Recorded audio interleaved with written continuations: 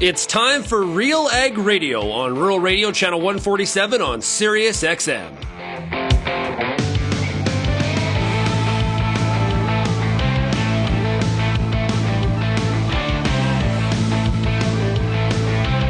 RealAg Radio and RealAgriculture.com is your home for insight and analysis of the issues that are impacting your farm business.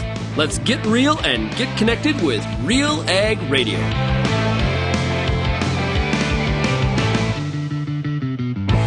Welcome to RealAg Radio here on Rural Radio 147, Sirius XM. Shaun Haney, your host here on the Friday edition of the show. Hey, thanks so much for making RealAg Radio and Rural Radio 147 a big part of your workday. Also, a big shout out to everybody listening out there on the RealAg Radio podcast. Thanks for the download. Okay, it's Friday. We're going to have the RealAg Issues Panel. We got Stuart Person from MNP, Lyndsey Smith and Kelvin Heppner from RealAgriculture. We're also going to talk to Anne Wasko, the Gateway Livestock Exchange today. We got a couple cattle on feed reports to discuss and a bit of a shrinking slaughter level as well. What does all that mean? We'll get to all of it, I am sure. If you have any feedback on today's show, send me an email, shaney@realagriculture.com. You can also find us across all the different social media platforms. Make sure when you go to YouTube, you become a subscriber. Click subscribe. Really appreciate that. Or you can call the RealAg feedback line, 855-776-6147. This has been an exceptionally busy week when it comes to the news. There's no way we're getting to it all. Encourage you to, we got a bit of a bonus for you, okay? Because on the weekends, we do this show called RealAg on the Weekend. Now, it's heard in Saskatchewan across the Rawlco network. So if you are in Saskatchewan, make sure you tune into that. You can also get it streaming as well. But yeah, it's a good wrap up on the week. And sometimes we have some stuff, some reanalysis of some of the stuff that we covered here on the show, or like this Saturday show. It's a whole bunch, it's all new stuff. Like it's 4 different other discussions that never even made it to the air this week on RealAg Radio here. So check it out, RealAg on the Weekend. There's also a podcast you can download as well for that show. Let's take a break. When we come back, we're going to get to Anne Wasko, the Gateway Livestock Exchange, right after this.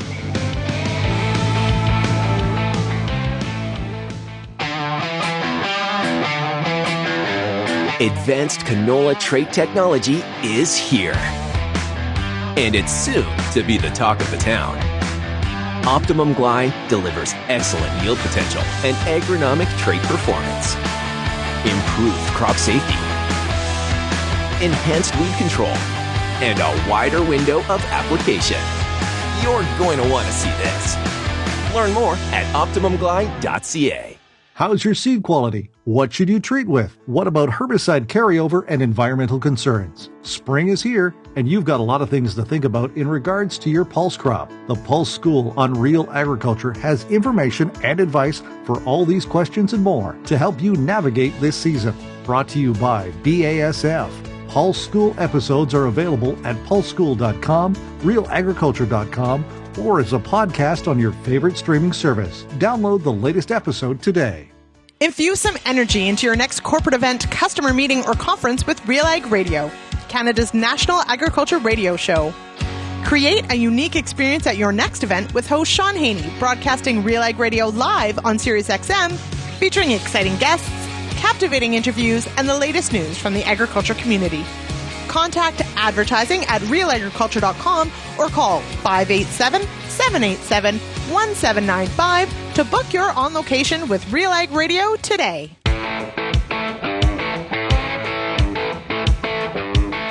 And welcome to another edition of the Beef Market Update. We're talking to Anne Wasko, the Gateway Livestock Exchange. Anne, how are you doing on this Friday? I am good today, Shaun. Yeah, you had a good week. You were branding this week. Yeah, everybody's just kind of getting to that end of that season, but there's a few going on this week. So yeah, it's been busy. What requires more of a stronger liver? Bond spieling or branding? Well, I don't curl, so I can't speak for that one, but I think you've just answered the question. Okay, give us a bit of an update. What's going on in the cash market? Well, this week we saw another down week in the U.S. That's 2 weeks in a row now. We've seen the market lower. So in the South, Texas, Kansas, kind of that 180. That's $2 lower than last week. And in the North, the Nebraska regions, 182 to 186, down 2 to 3 from last week. So not all that unexpected from a seasonal perspective. Market shot considerably higher through May than I think many of us thought, but setting back the last couple of weeks. That also means, though, Shaun, the cutouts losing some ground as well. It made some big moves there in earlier this month, so that we've seen that the choice cutout off 760 this week. It's going to last night it closed at 334.50. So smaller slaughter levels, I think, is one of the certainly the things that we're hearing folks talk about. It's a reflection, obviously, of the tighter cattle supplies and packers trying to kind of manage between that and keeping some profitability at hand. So we are seeing smaller slaughter levels on both sides of the border. The other thing that's happening that continues to tell us that we are tight on the front end is these slaughter weights. The steer weight, the U.S. is down as well. In Canada, last week, we were 870 pounds on a steer. That's 10 pounds lower than last year. And if you look at the seasonality chart, Shaun, we're still 2 weeks away from when the seasonal low happens. So weights are still going to get lighter, I think. Yeah. Any demand concerns tied into that, or is that premature? I think we're past that big demand season. I think we've all been, or many of us have kind of been expecting that to occur. It typically slows anyways as we get into the summer doldrums, if you will. I guess the question this year is going to be just how much, just because of the economic conditions that are out there that consumers are facing on every front, all the way around. So, that's certainly still something that we're watching closely, but as we just put Father's Day to bed, beef demand held up super strong through the first half of this year. Oh, and I didn't mention local prices just before I forget on that one. The Western Canadian fed cattle market ended up being steady, so it didn't lose any ground this week.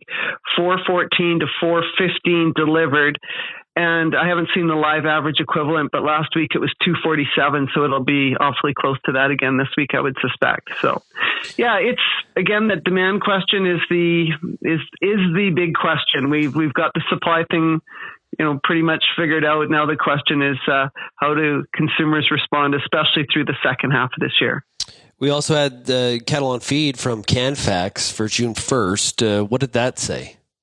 Well, that pattern, that trend continues to be down. I don't think that's any surprise. We've talked about at some point the effects of the smaller cow herd on both sides of the border are going to lead to that. But here was the Western Canadian report that they released so this is for Alberta and Saskatchewan, on feed on 1st of June was down 11%. And that was the same as last month as well. And this is now the 11th consecutive month that we've seen year-over-year declines in the Western Canadian on-feed numbers. So it just goes to tell you, what we've been talking about in terms of the big numbers that kind of peaked out, early last year, in the first half of last year, and now that trend has been changing. And the placement number in May, Shaun, was down 5%. So again, we expect to see that continue as we go through the rest of the year. This afternoon, we've got the U.S. cattle on feed report out for June 1, and the expectations of the guesses for that report on feed down 3%, May placements up 2%, and May marketing's up 2%. So we'll see how that report comes out, but those are the numbers that are kind of dialed into the futures, if you will. I think one of the positives, maybe, and you correct me if I'm wrong, but one of the positives for this year is the better grass conditions in Saskatchewan. Yeah, certainly that early moisture helped in lots of parts here. I guess the crop guys will maybe be talking a different tune. That subsoil moisture isn't there, but grass conditions. Hey, lots of haying has started here in this neck of the woods in the last week, and so that's a good sign. And just speaking for where we are, there's certainly going to be more to cut than we've seen in the last few years. How is 2023 being viewed by the ranching community as they look at sort of the profitability equation here based on where some of the prices have been for grass cattle and what the fall run may look like? Well, Shaun, the prices are absolutely amazing. They're all in record territory. But again, as we've all talked about, and those should lead, again, expecting those to remain very strong as we, end up 23 and on even into 24 and potentially beyond in terms of where we are in the cattle cycle, looking at these higher prices. So the big question is, what happens on costs, especially feed costs, hay prices, grain prices, all the rest of it in terms of the other piece of that profitability comment. But overall, from a price perspective, everybody's super enthusiastic at record prices. It's just in some areas, Mother Nature hasn't been as kind as in other areas. So that's a concern for those folks. And for the feed yard at this point, for the cattle feeder, obviously a lot of expensive input, especially from the cattle standpoint. We have seen, some, relative to the last 6 months, a drop off in some of the feed costs. How are they feeling about 23, do you think? Well, again, depending on what and when they did, handled their risk management prices in terms of when they were pricing cattle or whether they were on the cash market. If you were straight on the cash market, these last few months have been absolutely amazing in terms of profitability levels. But again, it's hard to paint everybody at the same brush in terms of depending on when they price the cattle. But if you were on the cash market, these last couple of months have been absolutely amazing in terms of profitability. Right. But those that aren't, there also has been periods where being on the cash market has been brutal. Absolutely. Yeah. So I guess over the long haul, it'll all work out if you can stand in there long enough. But yeah, certainly profitability on all fronts, and that often doesn't last too terribly long, but this has been a good run so far. Hey, Anne, thanks so much. Really appreciate it. Have a great weekend, and we'll talk to you in a couple weeks. Okay. Thanks, Shaun. You too. When we come back on RealAg Radio, we'll get to the RealAg Issues Panel right after this quick break.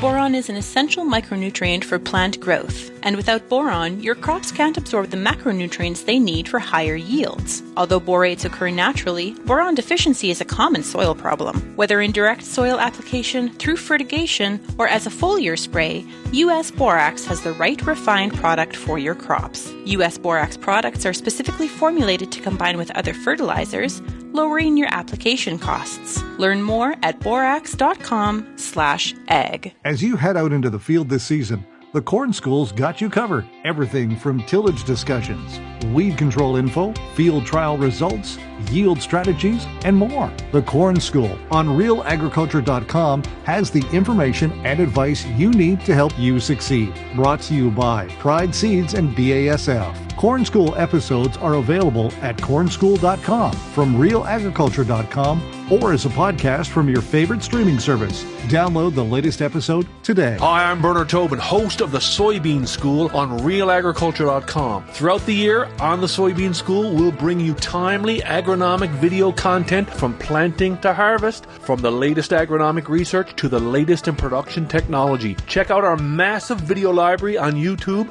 realagriculture.com, or download the audio podcast versions wherever you get your podcasts.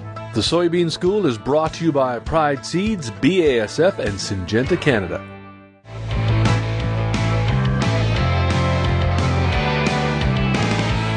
It's now time for the RealAg Issues Panel here on RealAg Radio. Up first, we've got Kelvin Heppner coming out of Altona, Manitoba. Kelvin, how are you? Doing well here, Shaun. We received some rain yesterday for the first time in a while, and those thirsty crops and even the lawn are perked up a little bit today. How are the crops in general around you? They've been quite drought stressed. Maybe not Alberta level drought stressed, but there are parts of Manitoba that are quite dry. Like we've seen maybe. I was in Carmen, Manitoba yesterday, and as of then they'd received about 15% of normal moisture at this point in the growing season. So wow. Wheat is heading out very short. You can still see the rows. It's not looking good. Yeah, I had heard that Carmen was one of those spots that was definitely under more dry conditions. So yeah, it's a big part of central Manitoba. It's odd this year. Saskatchewan's moisture map looks fairly adequate so far in most areas, not everywhere, but Manitoba and Alberta are the dry parts of the prairies this year. Yeah. Well, at least in Carmen, you got sills. So you have really good ice cream. There is that. It's overrated, though. So who says Shot that? fired. Who says sills is overrated? Somebody from Altona, where we have the ice cream hut. We've started a small town Manitoba war. Yeah. All right.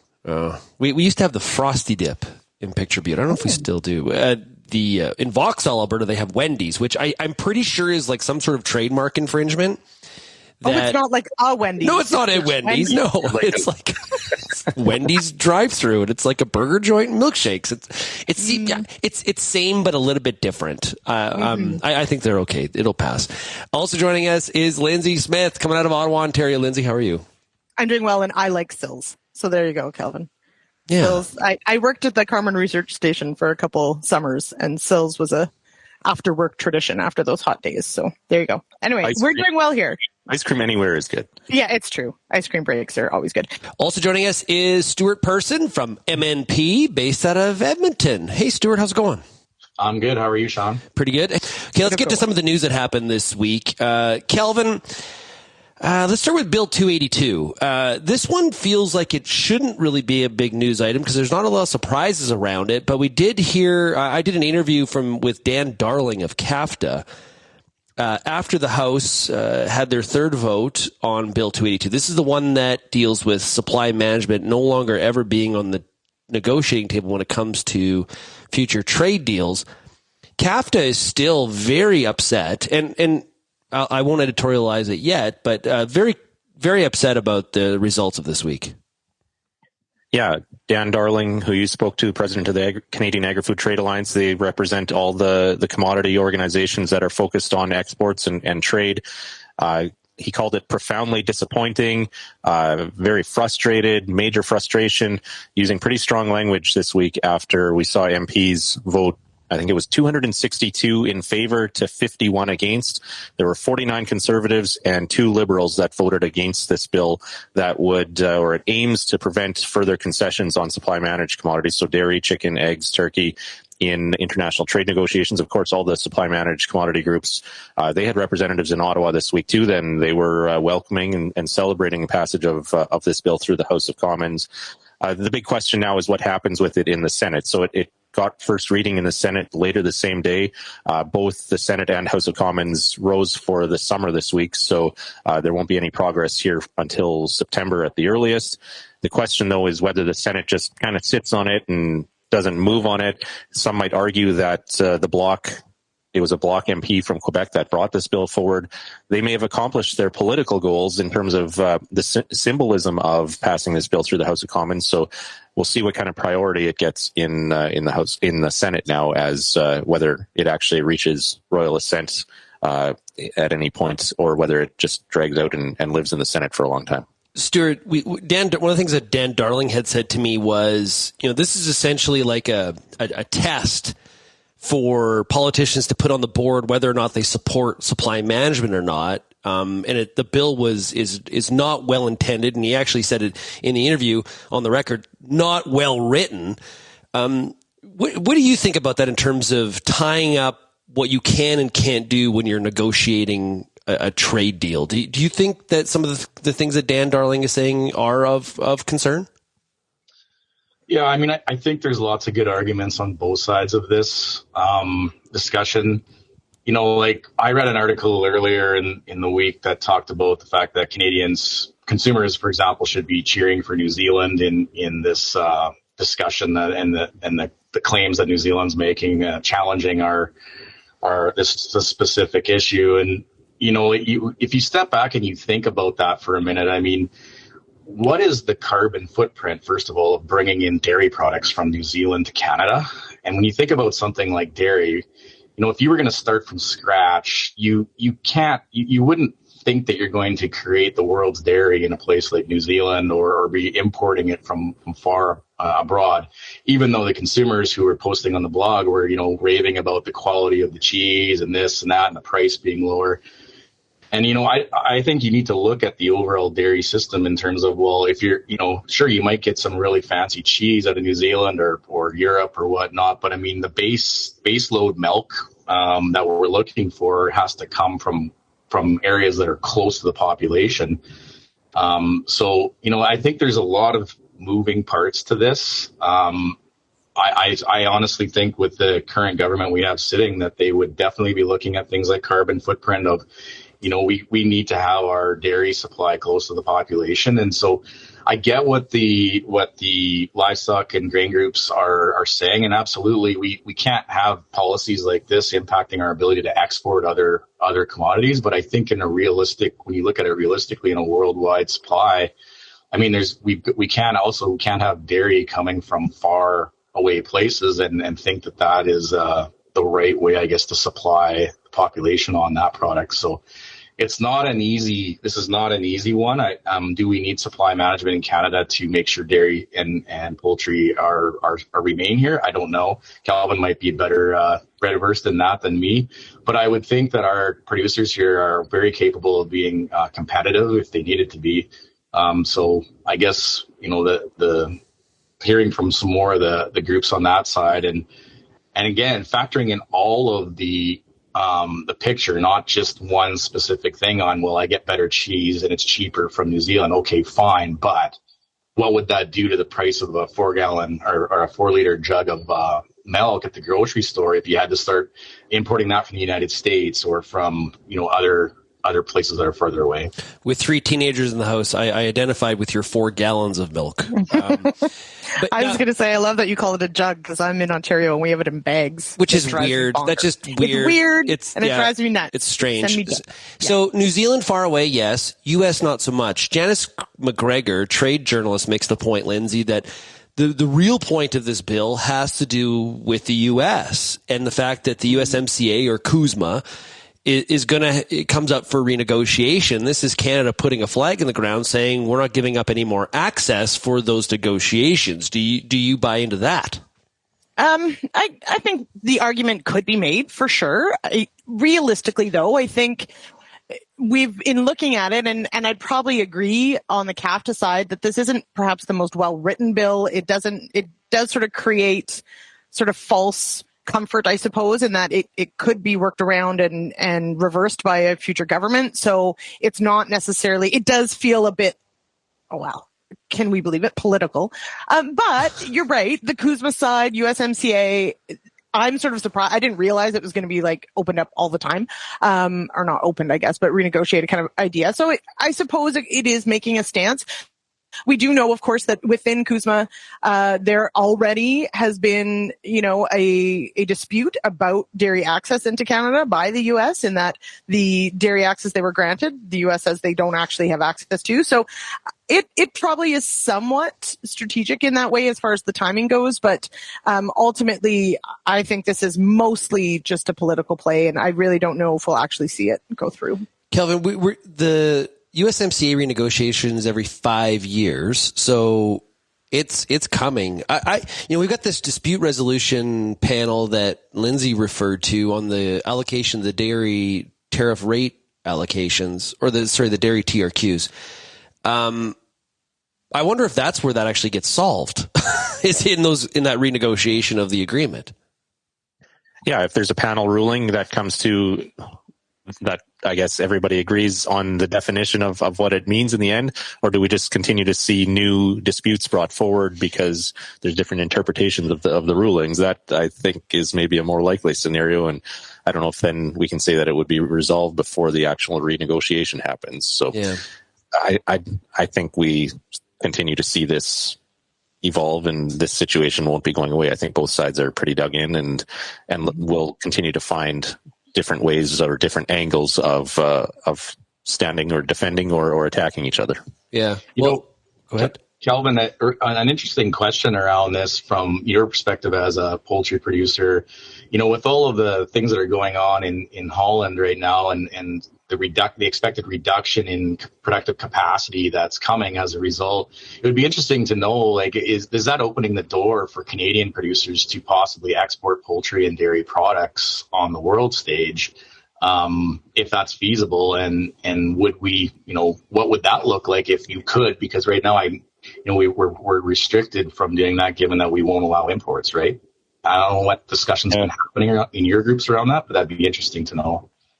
Well, as soon as we try exporting in any major way, of course, then all our trading partners call us out on the protections and restrictions at the border. So that's where it'd have to be a big gamble and everything happening kind of at the same time. I'm not sure that there's been any serious discussion about doing that, because that would create a lot of unknown risks, I think. That's what got us in trouble with the U.S. when we started shipping skim proteins to Mexico. Yeah. We could have chosen any other customer. Let's choose one of the big, important U.S. customers and really get them upset. That's what got us in that trouble. Yeah, then we'd be asking, have our cake and eat it too kind of thing. And I'm not sure we'd have to go. I'm not sure there's a middle ground or a halfway point. I think that would be difficult to achieve, at least with the U.S. next door and other trading partners that are paying close attention to it. Hey, gang, we got to take a break. We've got more coming up here on the RealAg Issues Panel. You're listening to RealAg Radio, Rural Radio 147, Sirius XM.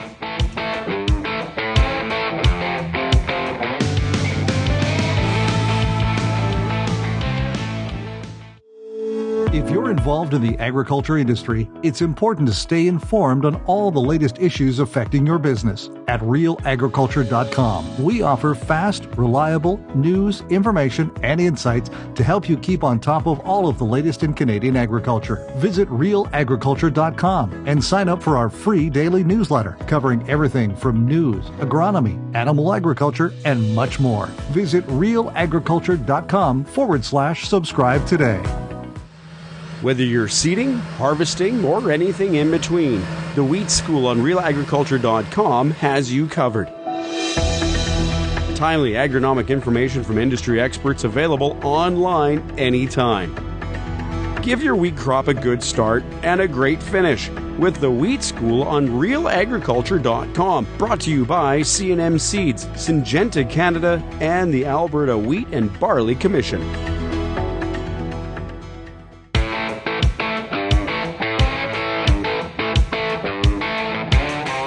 Welcome back to RealAg Radio and the RealAg Issues Panel. Kelvin Heppner, Lyndsey Smith, Shaun Haney, joined by Stuart Person of MNP. Okay, Lyndsey, let's talk about sustainable financial disclosures. This quite heavy. Sounds scary. You talked earlier this week to Dr. Tammy Nemeth of ESG2 Insights. What did you find out? What questions from that conversation should we be throwing to Stuart now?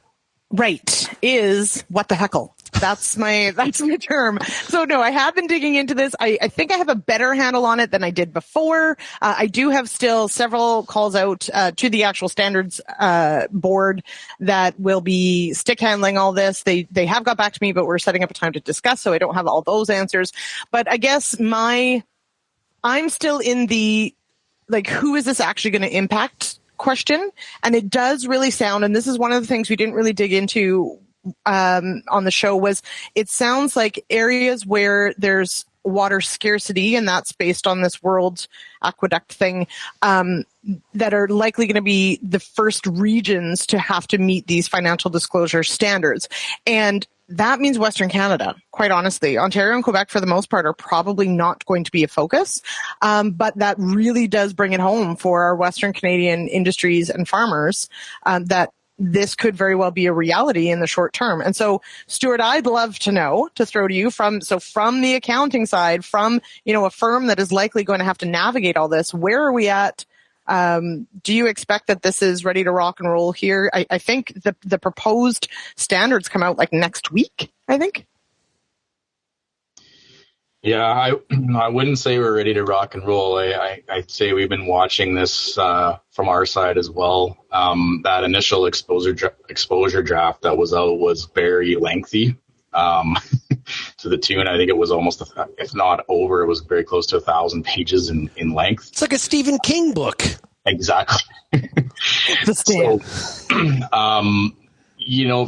From our point, it is going to require a lot more work to be done around the reporting that has to get get put in place, and it's going to require some training for sure for our existing people. It might even require that we bring in some additional experts on the engineering or science side to help with some of this.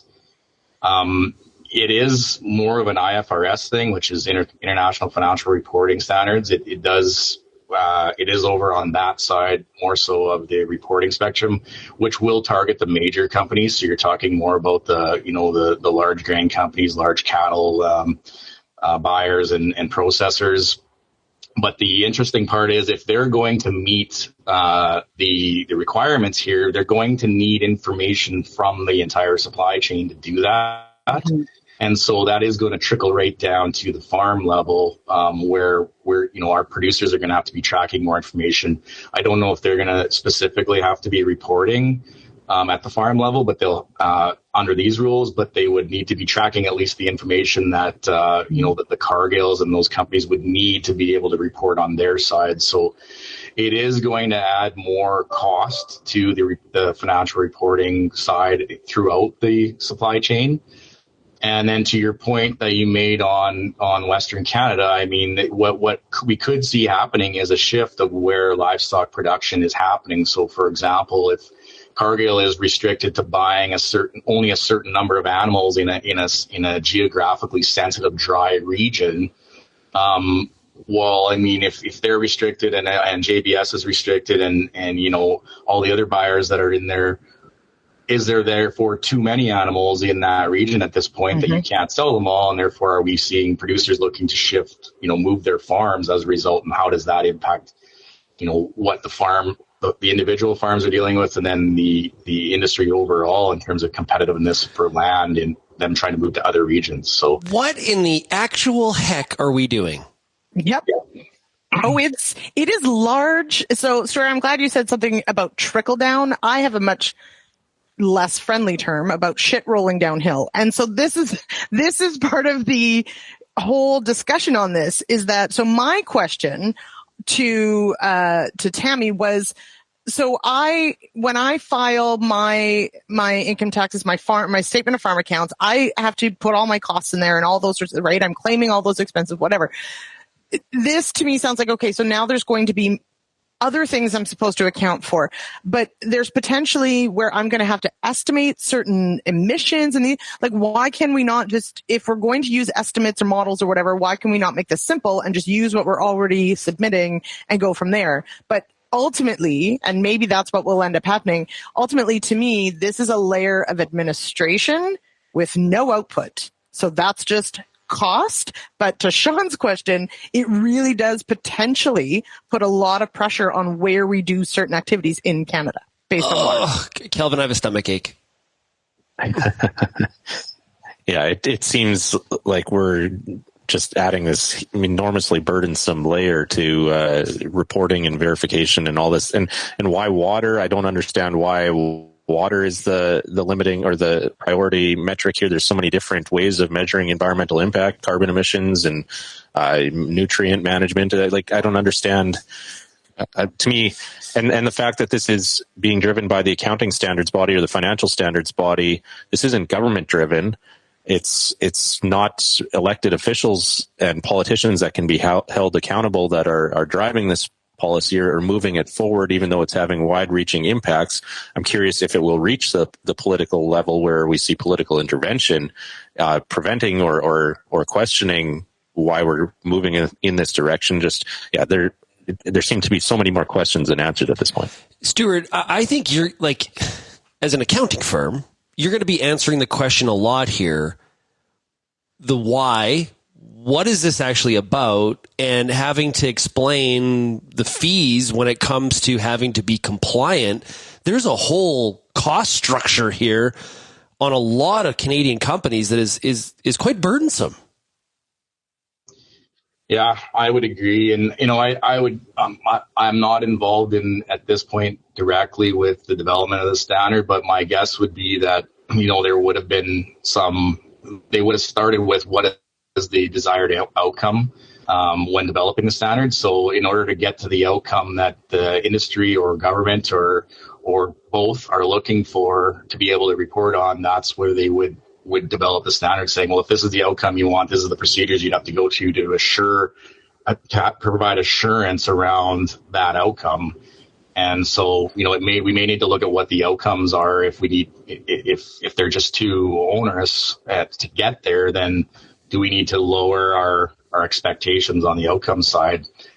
The other thing is, I read some articles that were, accusing the accounting and reporting industry of saying, well, they might be rubbing their hands together or licking their chops, that this is going to be a windfall. And, absolutely, it's going to cost more money, and the accounting firms are going to be billing for that. But the other side of the coin here is that the accounting firms are not exactly flush with capacity right now. So this is going to add more stress to an already stressed environment in terms of what the capacity of the industry has. So I don't think the accounting firms are necessarily out there looking to generate a whole bunch more work at this point anyway.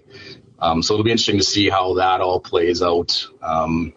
But if you increase demand on a service that's shorter in supply, then what happens is generally the price, Kelvin will tell you this, the price will go up, right? So that could be an interesting dilemma that we run into around this as well. Can we make a decision in 2023? Like, I know that climate change is important to Canadians. It's important to a lot of people that live on this planet.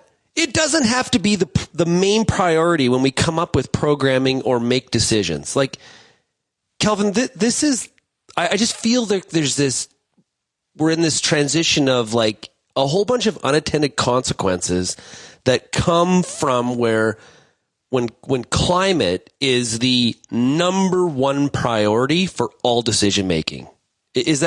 Or am I just being too doomsday?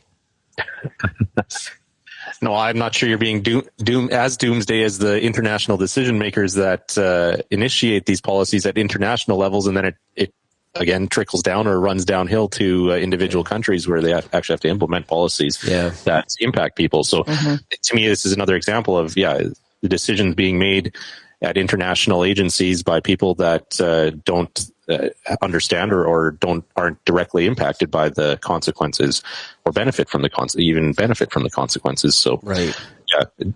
No, I don't think you're being too cynical. Lyndsey, we also saw this week that we got some decisions out of the government when it comes to pesticide use. Definitely some confusion out there about what was, what actually happened. Is that the right way to put it? Probably. And to be fair, there was sort of a lot in this, right?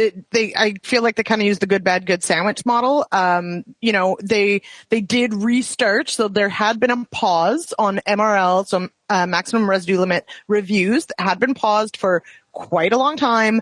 They are restarting those. So that's our good news. And then in the same breath, hey, by the way, we're also banning cosmetic pesticide use on federal land. Cool. Right. So it's a little bit of something for everybody. There's also some discussion in there about, ECCC doing some data collection and those sorts of things, not nearly handing over. And I think Kelvin pointed this out that they're not handing over approval of things to ECCC, but just that ECCC is going to be involved in the data collection part. So the question of, and we had the minister on to talk about, making the clarification that decreasing the risk of pesticides to environments, to biodiversity, is a goal. And so by banning or stopping the use of pesticides on federal land for the most part, I suppose it still leaves it open if it's not cosmetic, because we do know there are certainly some very nasty plants out there, like wild parsnip, et cetera, that might require it. But it sort of does beg the question, if we have a science-based system and our products are safe when used as they should be, and we can use them in agriculture, is a cosmetic pesticide ban really based in science? So they do sort of contradict themselves. Absolutely do. I'll give you another example. We're wrapped up now in a dispute resolution panel with the U.S. against Mexico for their lack of belief in science as it relates to the imports of GM corn, yet we're banning cosmetic pesticide use on federal land. Where's the science in that? So Minister Bibeau's explanation, I'm not going to put words in her mouth. People can listen to the interview. It's on Real Agriculture, and I believe we're going to have it on the show Monday show. Next week as well. Yep. So her argument is agricultural use of pesticides is weighed against food safety and food security concerns. So that's where food safety and food security take a priority, and that's why farmers are allowed to use pesticides. Whereas on federal lands and other areas, biodiversity and maintaining species at risk and maintaining biodiversity is a higher priority because it's not affecting food security. That's why they feel they can go further in terms of restricting pesticide use. At least that was the impression that I got speaking with the minister. So that's where she differentiates between the two. But I agree, it sends very mixed messages to Canadians in terms of and even contradictory messages, you could say, in terms of the scientific approval process and review process that Canada has and is well recognized around the world for being a leader in that area, or at least it was until this and some of the politics that has entered into it over the last couple of years. Lyndsey mentioned the MRL pause. That was done right before the federal election in 2021. And a lot of the pressure on this file comes in Quebec, and all three ministers that are involved in regulating pesticides or in monitoring pesticides, so Agriculture and Agri-Food Canada, Health Canada, which houses the Pest Management Regulatory Agency, and Environment and Climate Change Canada, all three of those ministers are from Quebec and feeling pressure in their backyard from the community there. And pesticides, specifically glyphosate, are viewed quite negatively in Quebec, and something that I haven't ever wrapped my head around why it has such a different perception in Quebec versus other provinces, but that's where a lot of this pressure is coming from. And like Lyndsey said, there's a pattern now we've seen with other announcements where there's this good, bad, good sandwich, or trying to please everybody with an announcement by having multiple prongs to it.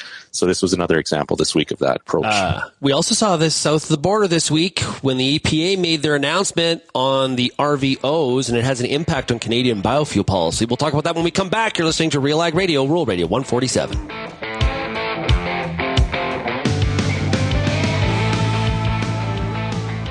Peter Johnson at WheatPete, RealAgriculture.com. I'm the host of The Word, and I love doing The Word. I love the questions. I love the challenges. I love having to apply agronomics to all over the globe and areas outside of my normal jurisdiction.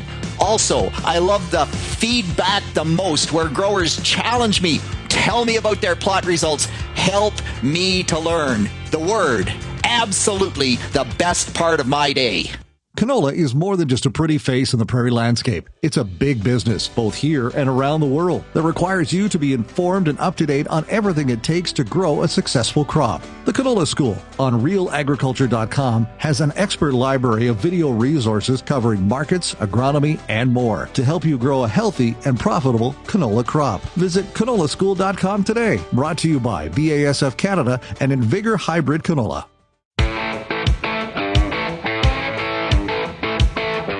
A little bit of time left and too many topics. We're talking to Stuart Person of MNP, Lyndsey Smith, and Kelvin Heppner of Real Agriculture, and I'm your host, Shaun Haney of Real Agriculture as well. Hey, Stuart, during the commercial break, you mentioned some funding that producers may want to keep their eye out for when it comes to digitization of the farm.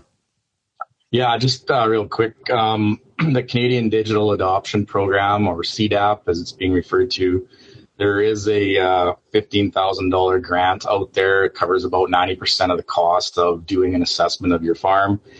Producers may want to look at that when going back to our previous segment, talking about the financial reporting around sustainability. So if you're looking at, well, this is going to require me to collect certain information so that I can provide that to Cargill, or I can provide that to McCain's, or whoever else is asking, this assessment will, you could take a look at that and put a plan in place to then make some changes on your farm so you can better collect that information. And then if you complete this assessment, you would have access to up to $100,000 interest-free loan for 5 years. And I'll say up to because it's an income-tested threshold. So if your income isn't high enough on the farm, you might only be eligible for $50,000 of interest-free loan. But regardless, it's an interest-free loan, and in the environment we're in with higher interest rates, that's always a good thing to be accessing. And then put some different hardwares and softwares in place to improve the digitization of your farm. Kelvin, this week we had an announcement from the EPA. I don't know, it didn't seem like a very good week for the biofuel community in North America, but the EPA released its final rule on the RVOs for 23, 24, and 2025. There was not that much of it. There was no adjustment for 23 for bio-based diesel, which includes renewable diesel, and slight increases for 24, 25. Definitely a disappointing week for the renewable diesel community. It has to sort of put in question, does this give a signal for these plants to be stalled out when it comes to construction? Yeah, we've seen some major investment announced, at least, and not all of it has come to fruition yet in terms of new crush capacity for canola, especially in Western Canada, and soybeans in other parts of North America. And now I think there is certainly more uncertainty about how many of those projects are actually going to be realized. Will they just be delayed for the time being? Crush margins have certainly still been strong over the last while, so that's maybe softened the blow here a little bit. But you talked to Chris Vervaet of the Canadian Oilseed Processors Association this week, Shaun, and certainly he's still optimistic about the long-term outlook, but the short to medium term is what's been thrown into question here with the EPA announcement this week, and so that throws into question, I think, whether we see all of these projects, the canola crush facilities in Western Canada, in Saskatchewan specifically, whether they move ahead. And there's actually a series of kind of strikes against over the last year, I would say, that have unfolded. We have, or maybe just over a year now, it's been, we have this EPA announcement. We have the IRA, the Inflation Reduction Act in the U.S., which is giving production credits to U.S. producers. Canadian producers aren't eligible at this point for those. And so certainly favoring movement or in more investment on the U.S. side of the border. We have increasing interest rates. We also have, equity and investment opportunity markets drying up in terms of access to capital to fund these projects. So and then you add the politics to it, and we've seen the Conservative Party of Canada over the last few months call this the clean fuel regulations that the Canadian government is moving ahead with here on July 1st, call them a second carbon tax. And so if we see a Conservative government in Canada, there's political risk to this policy that is supporting some of the renewable fuel demand in the future. So lots of question marks. Yeah, Lyndsey, I think it's very clear the Conservatives are going to roll forward calling the CFR, the second carbon tax. That's going to be one of their election things or points. I think so. Yeah. Now, but we have I think they have to be careful though that they don't make it an anti-biofuel policy. Because that is really bad for the industry. Isn't that what it is right now? But this is, you can't separate one from the other. You have to. You can have biofuel policy without the CFR. Sure, but in the way that we have it, probably not. So they would have to do some significant work on that. Also, can I just state that when you say CFR, I think of Canadian Finals Rodeo. But anyway, but I don't know that. And this is also, and we've talked about this before on the show, where we're pro canola crush and what's driving that, because that impacts the farmer, and that's a good thing, and it's demand, and it's more processing here at home. But then a lot of those same people are then not keen on the clean fuel regulation. So it would need significant work, I think, to get those people on side. I guess my question on this whole renewable volume, all those things, obligations, that's what an RVO, I'm sort of surprised by this. And I know the industry is too, because isn't the U.S. supposed to be leading on this, and aren't biofuels supposed to be this great big solution? And now we're not. I'm very confused. I feel like we've got policies and regulations and things that are moving sort of in opposite directions when really they could all be moving in the same. Well, am I way off base on that, or is that that's what the industry is saying? What the heck? Yeah. And remember too, SAF is a component of that bio-based diesel obligation number. Right. So if SAF was to really get in motion, now SAF is not as big of a thing in Canada at this point. We're having a hard time getting off the ground compared to some of the work that's being done in the U.S. But that number for SAF comes out of that bio-based number, which is actually more bearish for renewable diesel potentially in these next 3 years. EPA talks about how there's a lack of feedstock. That's one of the reasons why that number is lower than the industry would like to see. Stuart, the IRA. I have been hearing from the plant protein sector. I've been hearing from the biofuel sector.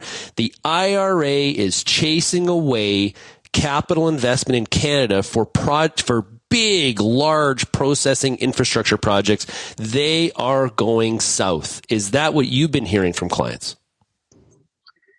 Yeah, I think that's pretty consistent, and it's unfortunate.